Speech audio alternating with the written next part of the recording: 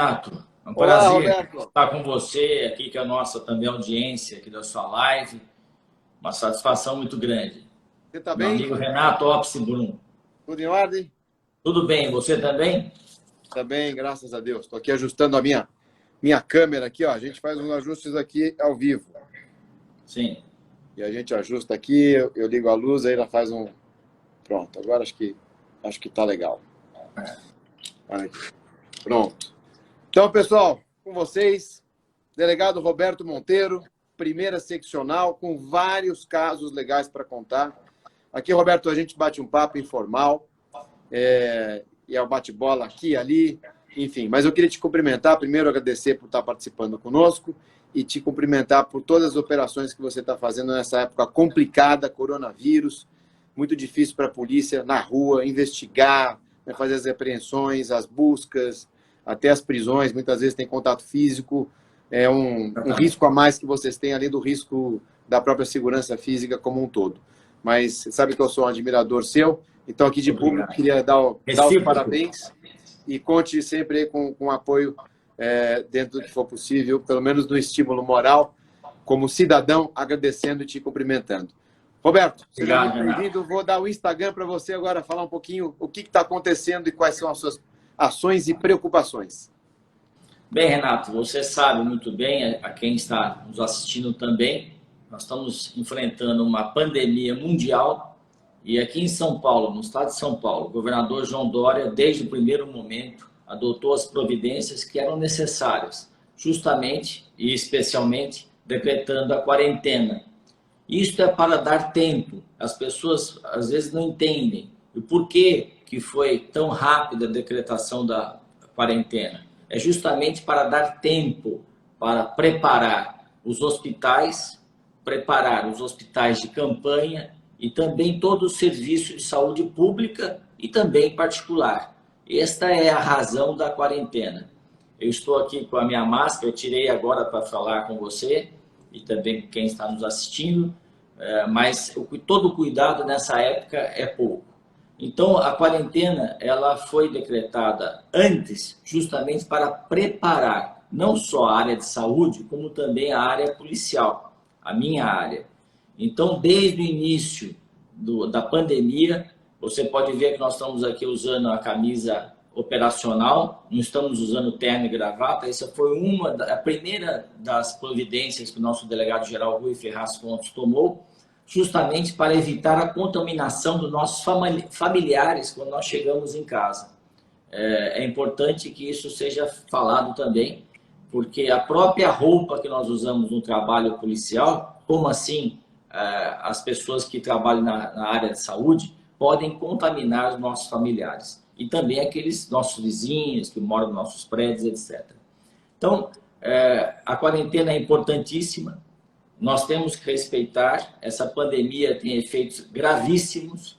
É muito mais uma pneumonia forte, com problemas também de tromboses, do que uma gripezinha, ou como foi falado, ou um resfriadinho. É uma doença séria, grave.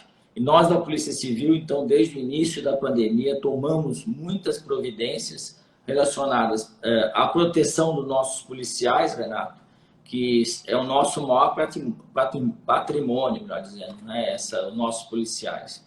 Então, adotamos o uso de máscaras, álcool gel e também luvas para atendimento às ocorrências. Vou mostrar para vocês aqui, acho que dá para ver, os distritos aqui, todos com proteção. Está vendo, Renata? Estou vendo. Em vidro. Então, isso não havia. Aqui é o segundo, eu mostrei inicialmente 77 DP, agora o segundo DP. Aqui o 8º DP, ó, ver se dá para ver. Tá. Todos com essa proteção para separar o policial civil do público que procura as delegacias de polícia. Justamente para a proteção dos dois lados. E também nós começamos a atuar numa área específica que surgiu como uma novidade, que é o combate ao desvio, o furto, o roubo de máscaras, de outros insumos hospitalares e também alguns insumos sanitizantes, que nós chamamos, entre eles o álcool em gel. E a Seccional Centro de São Paulo foi uma das unidades do Brasil com o maior número de apreensões e de diligências também. Para você ter uma ideia, nós temos aqui na Seccional Centro mais de 6.000 máscaras apreendidas, nós temos 42.000 unidades de álcool em gel, algumas unidades com grande litragem. Nós temos também muitos presos em flagrante aqui na seccional, justamente por esse tipo novo de crime, né, que não era comum, que é o furto, o roubo, o desvio desses equipamentos e também, se chama de equipamentos de proteção individual, EPI, e desses artigos também sanitizantes, como o álcool em gel. Álcool em gel, então, foi um absurdo, né, Renato? Porque nós encontramos gel de cabelo misturado com etanol de posto, pra você ter uma ideia, e as pessoas higienizando as mãos com isso, como se isso fosse adiantar alguma coisa. Então, coloca em risco não só a pessoa que usa, como também aos outros que vão utilizar esse tipo de produto falsificado, entendeu? Você notou, Roberto, um aumento muito maior desses crimes, vamos chamar assim, como você está falando, sanitizantes, que envolvem esses objetos sanitizantes, do que com relação aos demais crimes? E houve, inclusive, uma balança, uma diminuição de crimes clássicos para o aumento desses crimes específicos? Sim, houve bastante, Renato. Nós tivemos uma grande queda, pelo menos 1/3 da criminalidade normal, habitual, que já vem caindo no estado de São Paulo. É bom que se diga a todos que estão nos assistindo. Nós estamos com números muito bons no que diz respeito à queda da criminalidade.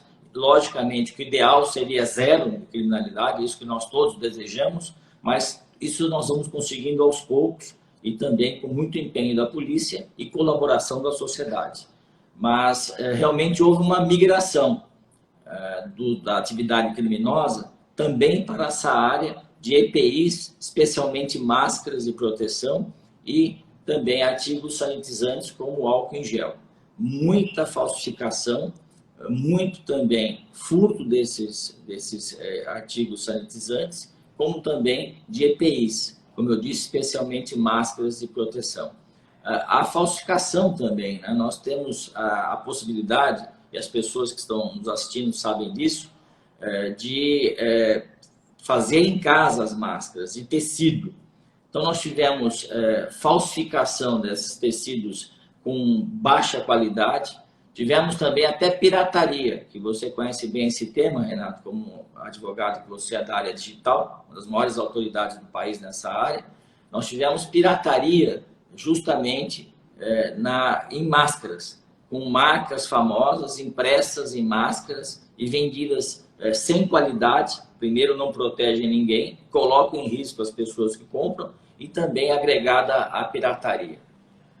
Impressionante, né? Como o criminoso não descansa, né? Sempre procurando novas oportunidades para, infelizmente, prejudicar a sociedade.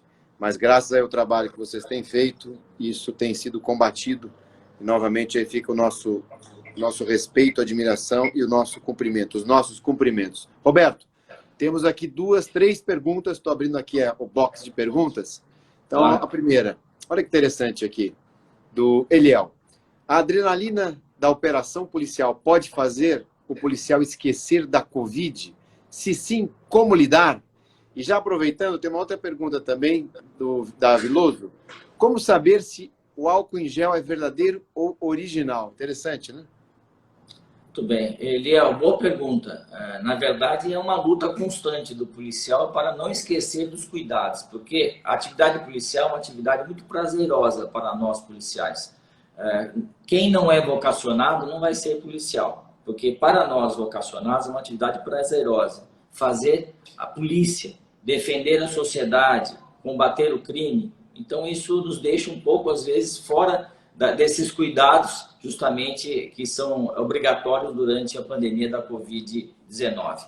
Mas nós fizemos um trabalho de convencimento, não só eu como delegado seccional, mas também todos os delegados da minha área, que é a Seccional Centro, que tem 14 unidades, 10 distritos policiais e 4 unidades especializadas. Nosso investigador-chefe, Luiz Aparoli, também, convencendo e, logicamente, mostrando a importância da utilização. E nós seguimos hoje uma regra, seguimos hoje um hábito de usar todos os equipamentos de segurança durante as nossas diligências policiais. Então, isso é muito importante. É uma mudança de cultura, que nós não tínhamos essa cultura e hoje já temos. Que venha para bem, né, Renato? Porque, na verdade, há muitas situações fora da Covid-19, da pandemia, que o policial deveria estar protegido, pelo menos com luvas. E isso não havia. Então, pelo menos alguns exemplos bons, a pandemia, eu creio que vai deixar. Hábitos de higiene, né, e de cuidado em geral.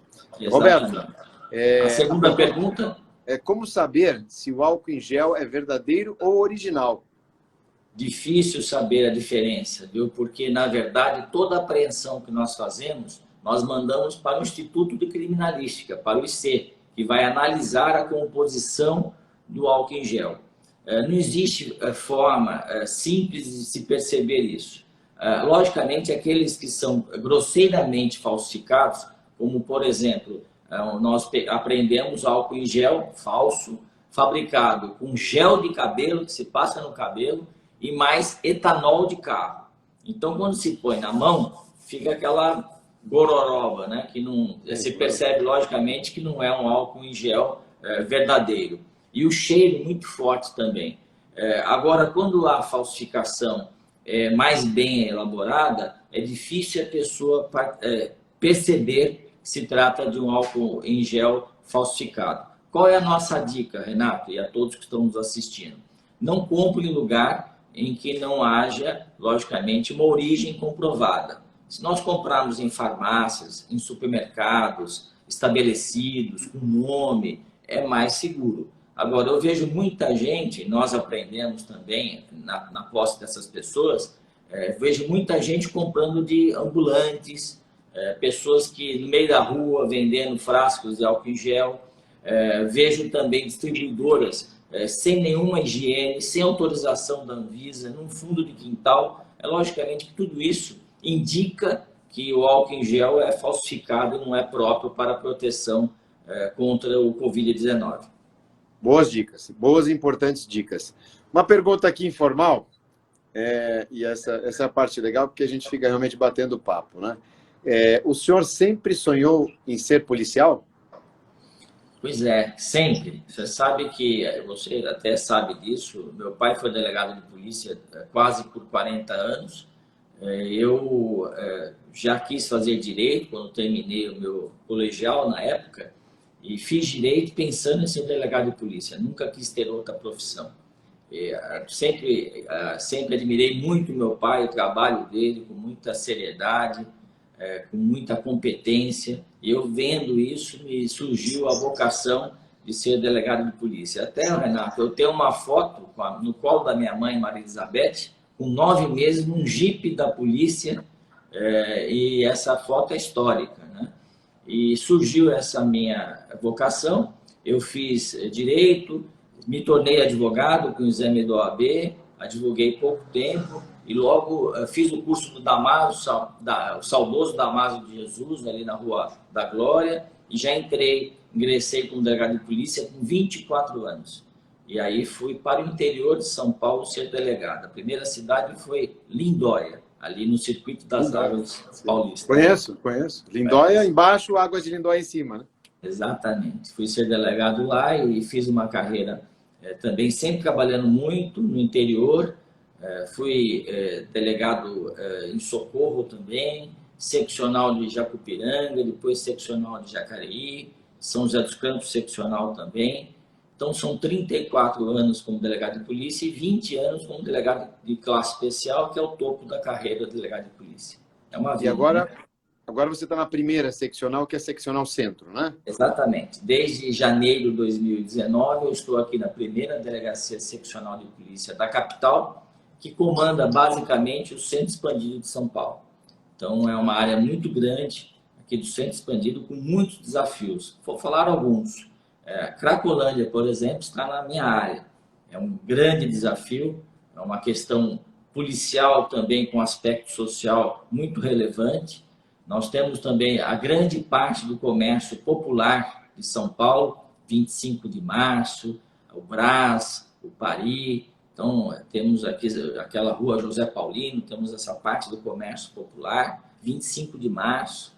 Temos também o centro financeiro da Paulista, o Espigão da Paulista, Jardins, e nós vamos com a nossa área aqui até a Avenida Brasil. É uma área muito grande, que vai da Ponte das Bandeiras até a Avenida Brasil, uma área bem grande aqui na capital de São Paulo e muito relevante para nós paulistanos. É o coração pulsante, né? Literalmente o coração. Quero saudar aqui o investigador Zaparoli, que falou aqui que a seccional está aberta 24 horas por dia e disse que você é policial por vocação e por determinação. Uma saudação também à Giovana, que até perguntando aqui, ó, a criminalidade aumentou com a pandemia, né? Nós falamos rapidamente, mas se você quiser complementar um pouquinho, Roberto, pode. É importante a pergunta da Giovana, minha mulher, um beijo para ela, está me assistindo, está nos assistindo, melhor dizendo, né, Renata? Então, é importante dizer o seguinte, caiu a criminalidade, pelo menos 2/3 nós tivemos de queda, e nós tivemos também um advento da delegacia eletrônica. Nós aumentamos o rol de crimes que podem ser registrados pela delegacia eletrônica.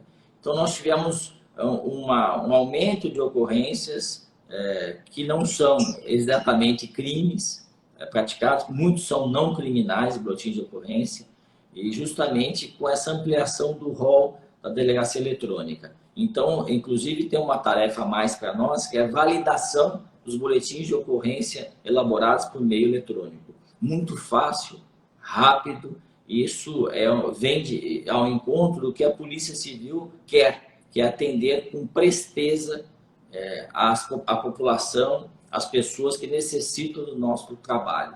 E a delegacia eletrônica promove isso. As pessoas de casa, vítimas ou não, que é os casos de boletins de ocorrência que são não criminais, elas fazem da sua casa, o conforto do seu lar, ainda mais durante a pandemia, isso é muito importante, os seus boletins de ocorrência.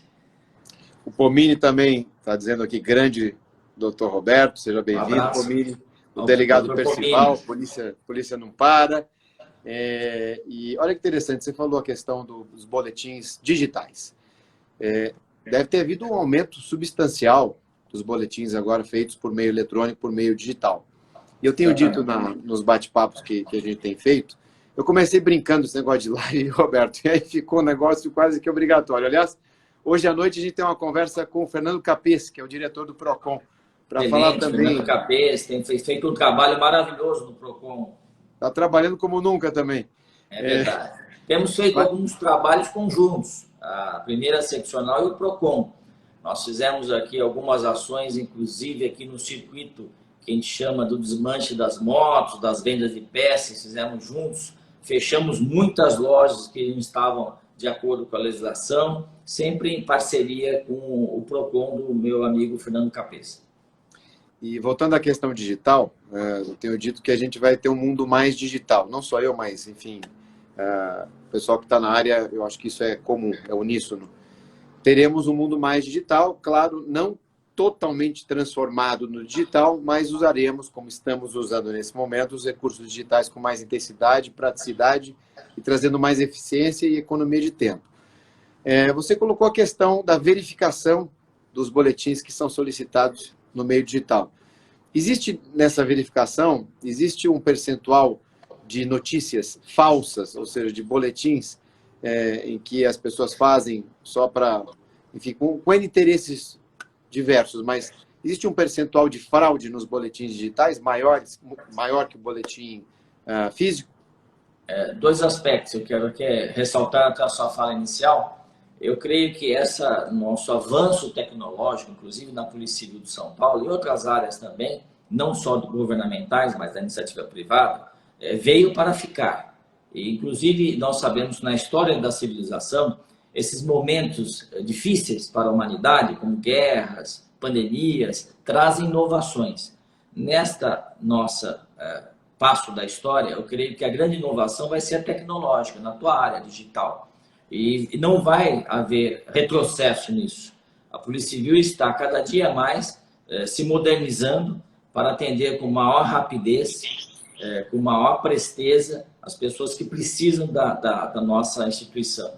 E muito comum, Renato, as pessoas chegarem na delegacia de polícia e encontrarem ali a delegacia com 2, 3 flagrantes. E a pessoa vai lá registrar um boletim de ocorrência não criminal. Ela tem que aguardar, esperar, isso gera reclamações. E com razão.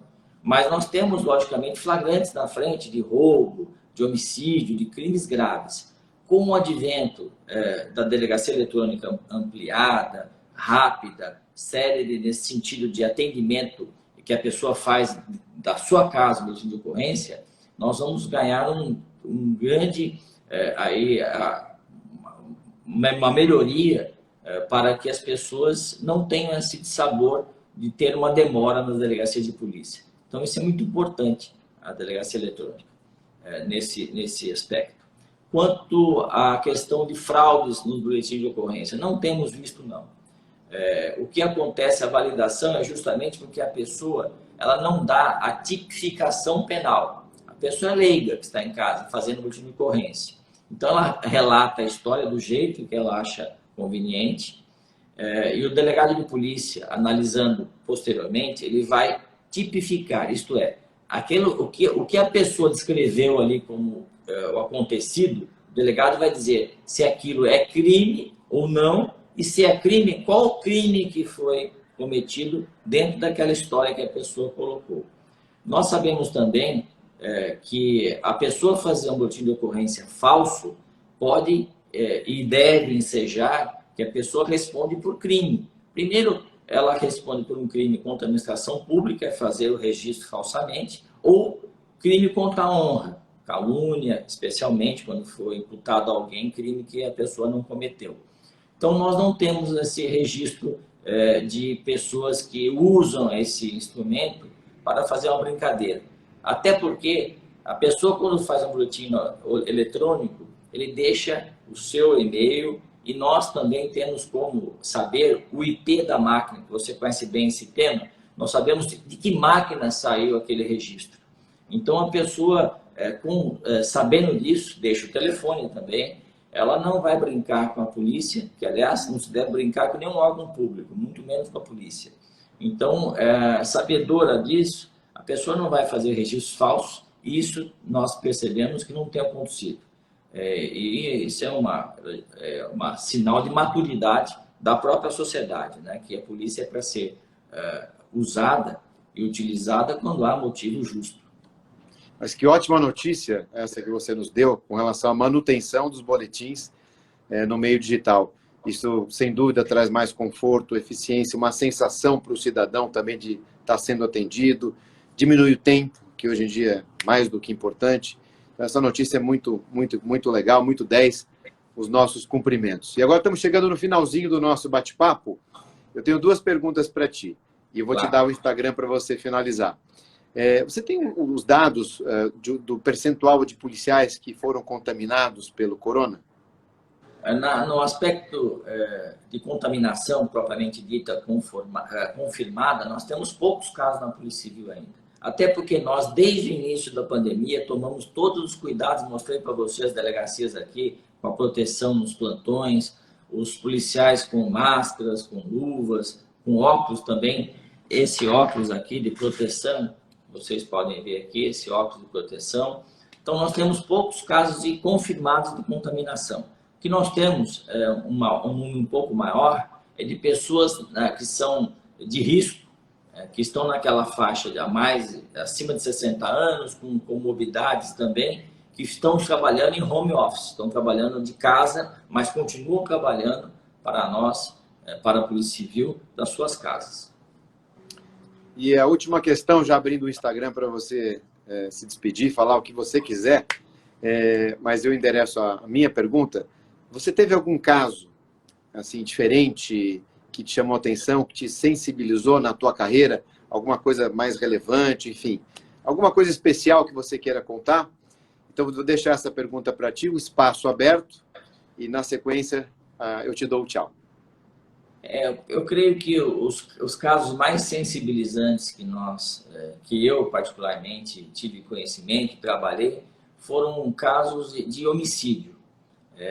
Casos rumorosos que eu fiz, que foram objeto aí de várias matérias da mídia, na televisão, alguns casos bem complicados, e esses casos são difíceis de investigar, porque os homicídios muitas vezes não deixam pistas, não deixam aí provas fáceis de nós corrigirmos, né? Então, são casos que, quando você vê a pessoa que perde a vida, sempre tem uma família por trás dela. Inclusive também trabalhei em casos de crianças que foram mortas. Isso sensibiliza bastante nós policiais. E outros casos também, acho que todos nós policiais civis, nós tentamos, como também as pessoas que trabalham na área médica, nós tentamos separar um pouco a emoção do trabalho, mas muitas vezes não é fácil. A gente leva para casa a sensação de uma vítima de roubo, que foi agredida, às vezes até baleada, a pessoa vítima de homicídio, a morte dela, às vezes, muitas vezes prematura. Então, a gente acaba levando um pouco para casa esse sofrimento das pessoas. Mas faz parte do ser humano. Todo policial, Renato, é um ser humano. Então, nós temos que saber dividir, mas, logicamente, que nós lamentamos muito sempre e tentamos dividir um pouquinho. Mas sempre fica aquela marca em nós, que nós sofremos um pouco com cada vítima que chega aqui na nossa unidade policial ou mesmo que procura a Polícia Civil de São Paulo. Roberto Monteiro, muito obrigado por ter participado desse nosso bate-papo. Novamente, os nossos cumprimentos, a nossa admiração, e rezo para que Deus proteja você e todos os policiais, os quais eu admiro muito. Então, até uma próxima. Amém, Renato. Obrigado para você, obrigado por ter feito essa live. É muito importante que as pessoas conheçam um pouco a instituição policial, a nossa Polícia Judiciária, que é muito relevante. Muita gente não sabe a diferença do que faz a Polícia Militar, que também é muito relevante, mas é o policiamento ostensivo. Nós fazemos a repressão ao crime mediante o levantamento da autoria dos crimes. Essa é a maior função da Polícia Civil, a de investigação, e transformar a investigação no inquérito policial que prepara a denúncia do Ministério Público e depois o julgamento do juiz, simplesmente falando, para as pessoas entendam bem. Mas é uma atividade muito importante. Então, muito obrigado pela live, por nós também podermos levar um pouco as pessoas que estão assistindo o nosso trabalho, a importância do nosso trabalho e como ele é bem feito, com muito empenho, com muito entusiasmo por todos os policiais civis da Polícia Civil de São Paulo. Obrigado. Pessoal, boa tarde a todos. Fiquem bem, fiquem com Deus. Até de noite. Obrigado. Um abraço. Tchau. Tchau.